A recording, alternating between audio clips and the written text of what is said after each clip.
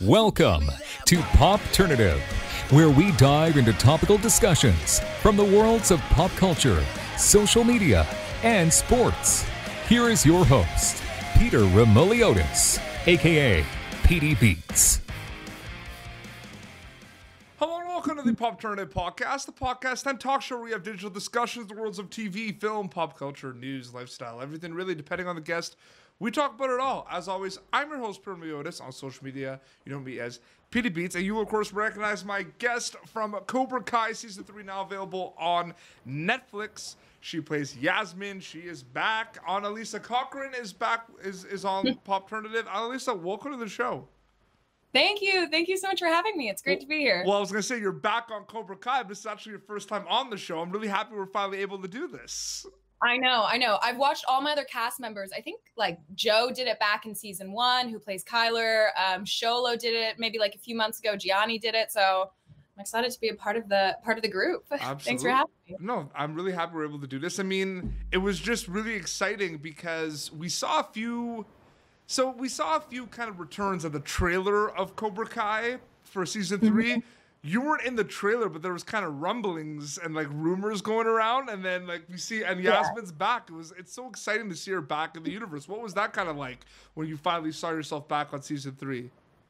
I mean, insane. I think that there was rumblings maybe of bringing me back in season 2 for an episode, kind of, it took place over summer and then back to school that like kind of last episode. But it didn't make sense like to have that focus on kind of this, one-dimensional character at first. And, I know that John, Josh, and Hayden in the very beginning kind of said what they love is that underdog story. And they love showing the full kind of array of humanity and what it is. Johnny Lawrence, like you go back to Karate Kid, he's not exactly like what he is now. And now you see him in all his messed up glory. And so I really felt when they brought me back for season 3, I was so excited because it felt like finally I get to kind of show a bit more of who Yasmine is. Like she's not just this cruel, horrible person. There is more to her, that she has humanity, I promise you. So let me tell you, I was jumping up and down with excitement. I think my mom was more excited than I was, though. That woman loves Cobra Kai. Well, she grew up with the Karate Kid movies too, right? Absolutely. And I think do you think that's what's good about the show too? You have the different fans. Like you have the fans that grew up with the Karate Kid, and you have like the new fans too. It's there's so many people that can watch the show. Many people. And seeing the response for just in terms of my character and seeing, literally young and old from so many different countries. I mean, the show is amazing that it can speak to all of these different types of people in kind of an era where it feels like no one is watching the same thing. Here again, we prove that like at the end of the day, we're all one, I know. It's really cool. It's really cool to see. I find it very interesting as well because we talked about it a little bit. I mean, the show does such a good job of blending kind of the old Karate Kid characters with like the new characters like Yasmine and Dimitri. Going back to kind of season 1, when you were kind of told that you were going to be part of the show, Cobra Kai, right? What was kind of going through your mind when you were kind of reading the scripts and seeing that blend of the new and the old characters, Annalisa? Yeah, I remember hearing about the show, and I hadn't seen the Karate Kid at that point. And I was like, Cobra Kai, like what a weird name. I was so confused, but it kind of felt right up my wheelhouse. For some reason, I can play a mean girl.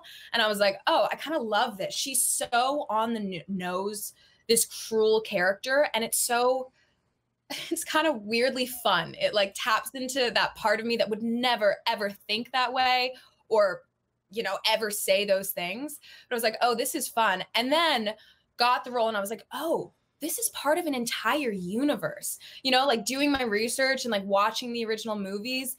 And like the fact that they were able to convince, I'm sure you've talked to everybody about this, but bring back so many original cast members. I mean, that's rare. And then to show them in a light of like what they are now, they're not perfect. They're human and they've gone through life. And I just think it's such a cool thing. So going back to season 1, I was like, oh my gosh, I'm a part of something much bigger than myself. And then it was on YouTube. And then it was like, we had a lot of people who loved it, but it was a small audience.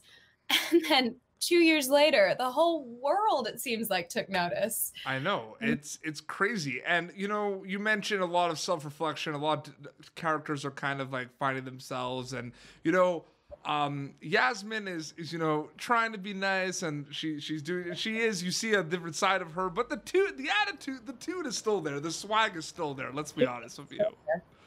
Oh yeah, she won't lose that completely. Like, that is her defense mechanism, and that girl's gonna keep it to the end of her days. I just love like the first scene when we see you back when you're talking with Moon about, like, I think you go to Paris for a summer, just like that whole scene is just like, all right, we're back. Yep.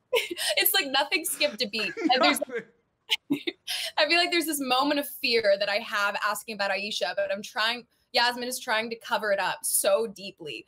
You know, she's trying to still be the girl that she was, with a new haircut, new clothes, you know, kind of like this whole new persona, trying to come back from the humiliation of that wedgie. Like, oh, absolutely. How do you come back from that? I know. It is. It's so funny how it addresses also that you were away and you come back, you're like, the nerds are doing karate. Like, what is happening? Yes. And like realizing that the hierarchy of the school has changed. Like, now look at who's on top, you know, and really the school revolves around these dojos and like what's going on with it. And I think Yasmine is like, what is going on? That's an important scene. I'm just saying, when we first see you, that is important. It kind of like explains everything. I love that. Totally. Yeah. It's pretty crazy to see too the evolution of a lot of other characters as well, but it's really cool to see how, like you kind of mentioned, bringing back all the different characters, like people that we've seen from like season 1, we see them for a few scenes here, like they really spread the love, which is really good.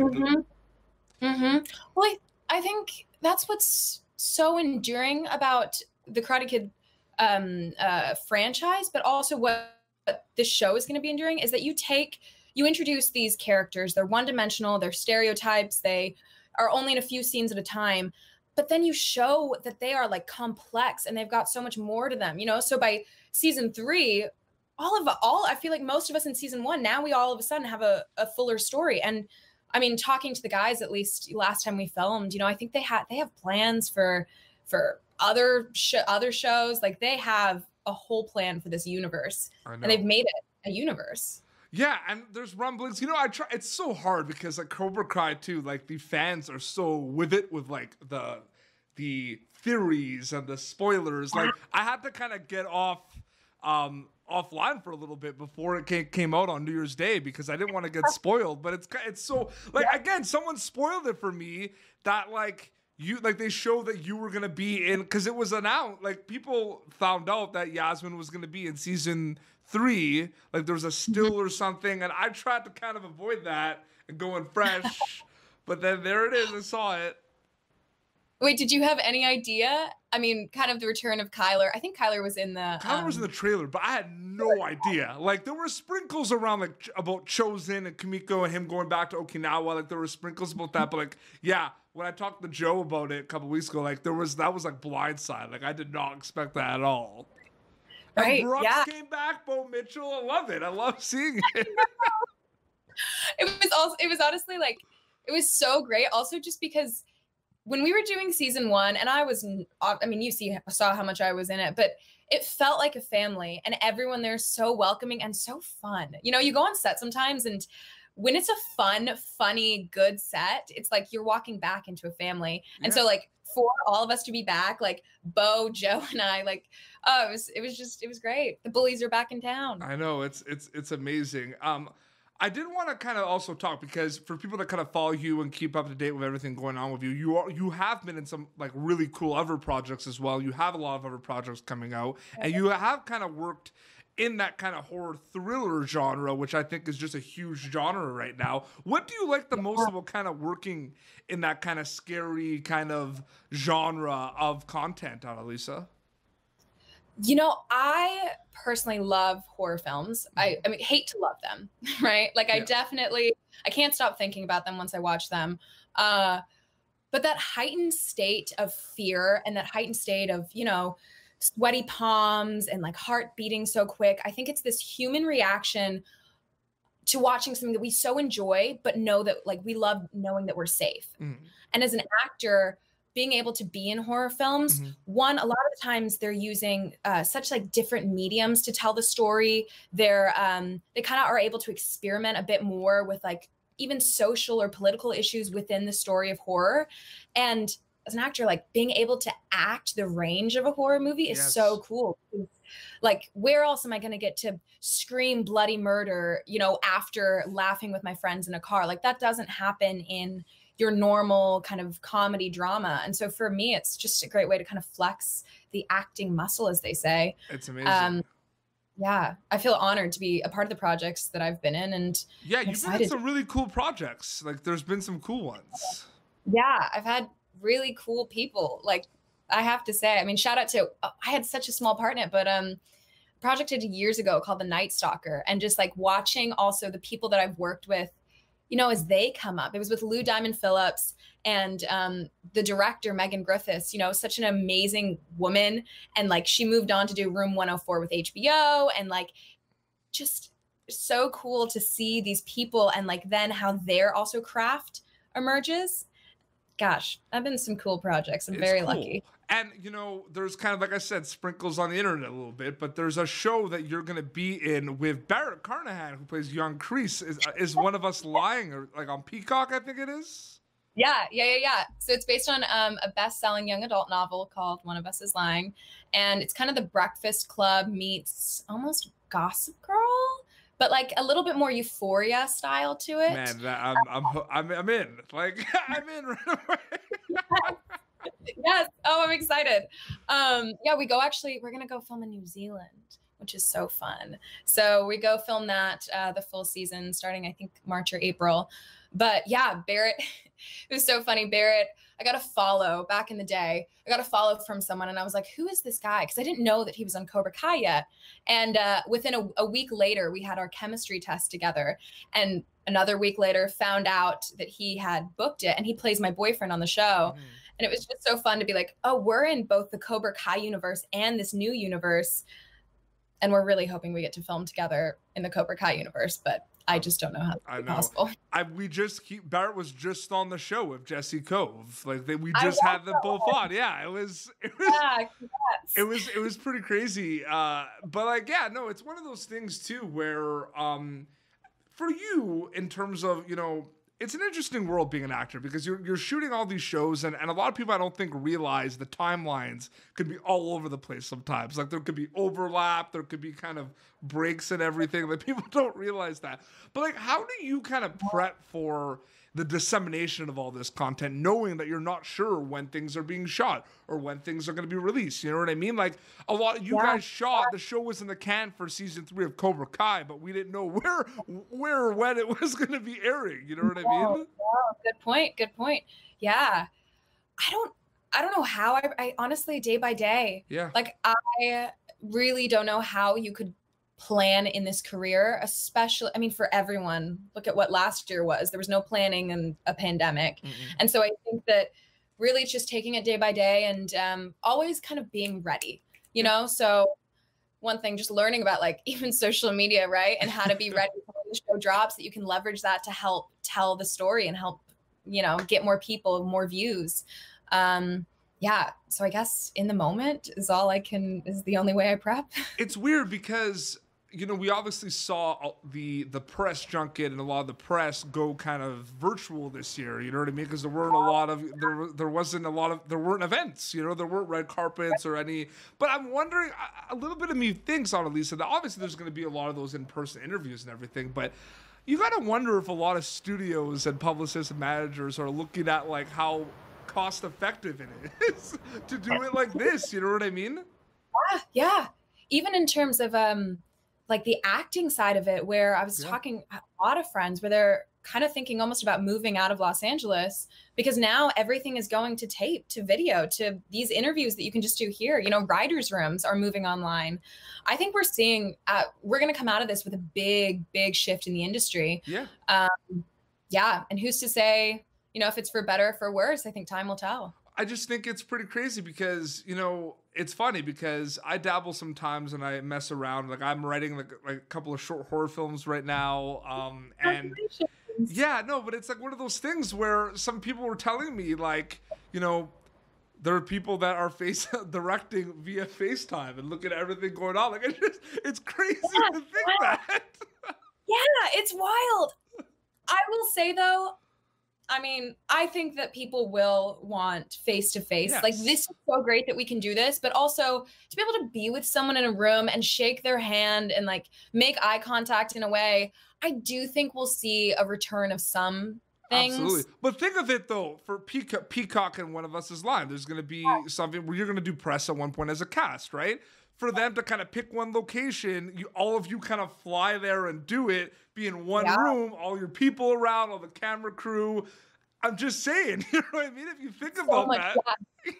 Money. I'm just thinking. And isn't that what Hollywood's about? Yeah, exactly. You're so right.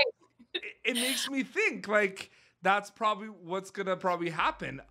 What has been so far from the reception, the biggest takeaway so far about season 3 of Cobra Kai? What have you kind of noticed that people kind of love the most about it? And what did you kind of love about Cobra Kai season 3? Except for Yasmine, of course, coming back, because we know that goes without saying. Yeah. I would say, honestly, the dive into Kreese's character. Yeah. You know, another character that you kind of write off a certain way, and there's so much to his history. I mean, you know, it's kind of fun to see how the flashbacks from the Karate Kid movies were used so much and heavily utilized in these seasons. And finally for this season, almost like a flashback of Cobra Kai's own, but it also kind of has the same feeling as the other ones. And it's cool that we're kind of developed enough into the show that you can do that. And so honestly, that was kind of a huge thing for me. And also, you know, I got to support Barrett. He was fantastic. And I remember him telling me about it, but seriously, watching the Vietnam scenes, I mean, was that Cobra Kai? Like, that's incredible that they can do so seamlessly, go from that to, you know, Johnny standing on top of the car talking to his students. Like, it's just, I mean, the show is so fun because they're always coming up with stuff like that. And then, you know, seeing the reaction, I will say it's pretty fun to see people like actually liking Yasmine now. It's fun to see like the little romance going on. The research. What does he say? We're doing research. You and John. We were studying, okay? Just studying. Yeah. Oh, so great, so great. Well, Annalisa, thank you so much for coming on Popternative. I'm really happy we were able to do this. Hey, me too. This was so fun. Thanks for inviting me. Of course. So yeah, so people can watch you as Yasmine in season 3 of Cobra Kai if they haven't already. Go watch it again. It's crazy how quick they're hitting too. Like, I think it was #1 in so many countries like right away, which is nuts.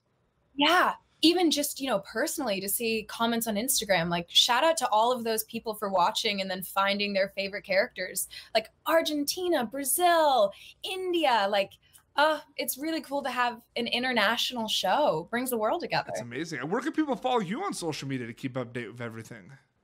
Follow me at my name, at Annalisa Cochrane, Instagram. That's pretty much where I keep up with stuff. Twitter once in a while for a fun little repost. But yeah. And check out, here goes the plug. Check out Queen Sugar for a little maybe appearance, and then check out One of Us is Lying on Peacock, hopefully by the end of this year. I know, that's gonna be amazing. Well, seriously, thank you so much for doing this. This was awesome. Thank you so much. And I hope we see more Yasmine. You never know, you know what I mean? Absolutely. Well, this has been Popternative, youtube.com/Popternative for previous episodes. Until next time, this is Annalisa Cochrane and PD Beats signing off. Thank you for tuning in to Popternative. Make sure to check out our past episodes of Popternative on YouTube. Be sure to like Popternative on Facebook and follow us on Twitter. This has been an Autograph Communications production.